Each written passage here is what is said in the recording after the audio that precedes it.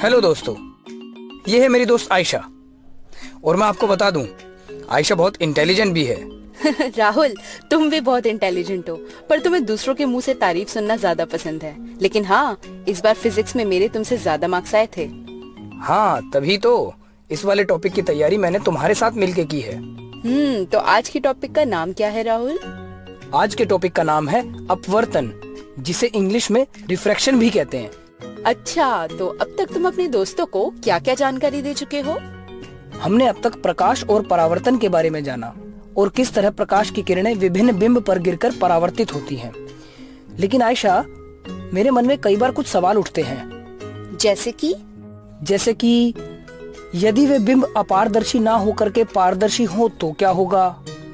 क्या तब भी प्रकाश परावर्तित होगा? क्या तब भी परावर्तन के नियम लागू होंगे? क्या तब भी किरणें सीधी रेखा से ही चलेंगी? आज की इस वीडियो में हम इन्हीं सवालों पर तो चर्चा करेंगे और एक नई घटना अपवर्तन या रिफ्रैक्शन के बारे में जानेंगे। अपवर्तन को समझने के लिए हम एक बहुत दिलचस्प एक्टिविटी करके देखेंगे, जिसे हम अपने घर पर भी कर सकते हैं। इस एक्टिविटी को करने के लिए हमें एक कम गहरे कटोरे, एक सिक्के और पानी की आवश्यकता होगी। अब मैं इस सिक्के को खाली कटोरे के अंदर डाल देती हूँ। राहुल, क्या तुम्हें सिक्का दिखाई दे रहा है? हाँ, दिखाई दे रहा है। बहुत अच्छे राहुल, अब तुम धीरे धीरे अपनी जगह से पीछे की ओर जाओ, तब तक जब तक सिक्का दिखाई देना बंद ना हो जाए। क्या अब भी तुम्हें सिक्का दिखाई दे रहा है? नहीं, अब नहीं दिखाई दे रहा।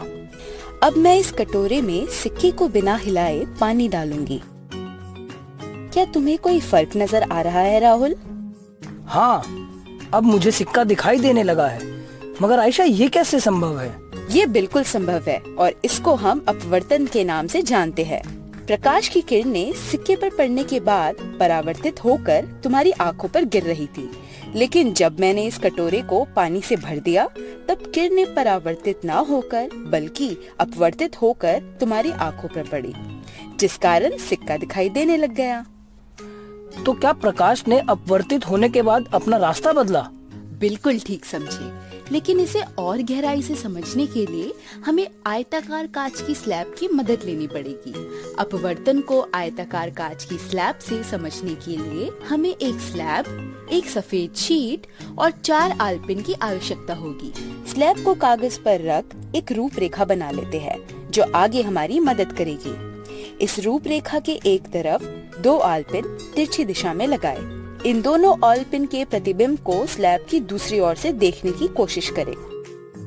पिन के प्रतिबिंब की ही दिशा में तीसरी पिन लगाते हुए चौथी और आखिरी पिन को भी लगा दे कि प्रतिबिंब और ये दोनों एक ही सीधी रेखा पर आती प्रतीत हो। कागज से स्लैब को हटा दिया जाए और चारों पिन को भी।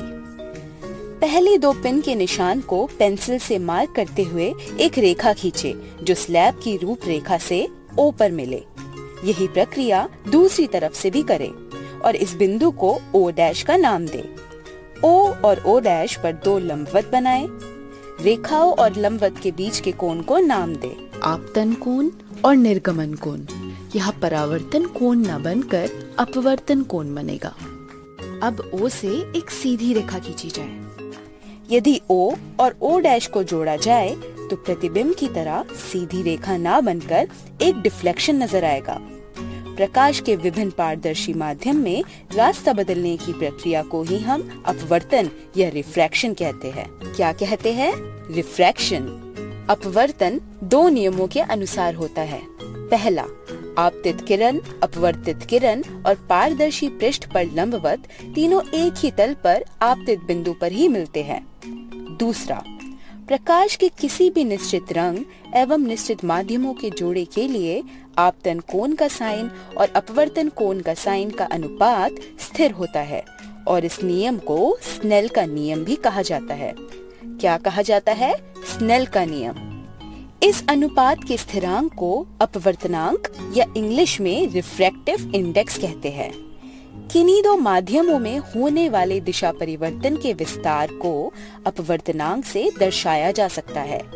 इसके साथ साथ अपवर्तनांक को विभिन्न माध्यमों में प्रकाश की रिलेटिव चालों से भी दर्शाया जा सकता है।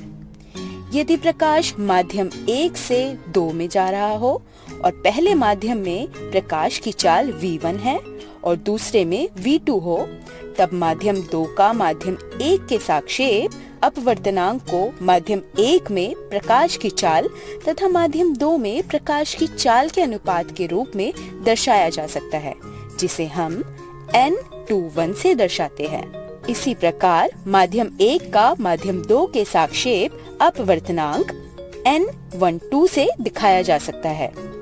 यदि माध्यम 1 वायु या निर्वात है तो अपवर्तनांक को निरपेक्ष अपवर्तनांक या एब्सोल्यूट रिफ्रैक्टिव इंडेक्स कहा जाता है, जिसे सरल भाषा में हम अपवर्तनांक भी कहते हैं। निर्वात एवं वायु सबसे विरल माध्यम माने जाते हैं, साथ दूसरे माध्यम को सघन माध्यम कहा जाता है। कुछ माध्यमों के अपवर्तनांक को इस टेबल में देखा जा सकता है।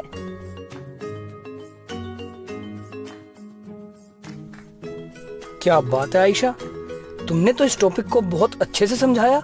मुझे पता नहीं था तुम इतनी अच्छी टीचर भी हो। ठीक समझे राहुल, मैं आगे जाकर टीचर ही बनना चाहती हूँ। अच्छा, best of luck. Thank you Rahul. चलिए दोस्तों, फिर मिलते हैं अगली वीडियो में। तब तक के लिए बाय बाय।